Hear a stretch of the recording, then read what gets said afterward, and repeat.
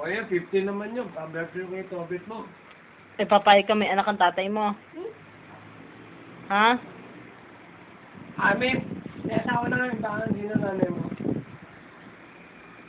Payag ka. Halika na rito. Ano sasabihin mo sa tatay mo? Teka, ano sasabihin mo sa tatay mo? Wala. Sabihin mo, biging-bingi eh, nagbuntis ko ng iba. Sabihin mo nga. Bingit, nagbuntis ka ng iba? Sabihin mo, papatoy. Sabihin mo nga. O, sasabunutan ko, ibigin.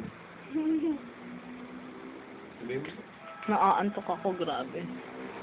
Matulog ka. Itong Bisayang to, hindi na naggagalang-galang sa akin ah. Ikaw ba anak ng Bisaya? Ba't ganyan sagot mo? Matulog ka.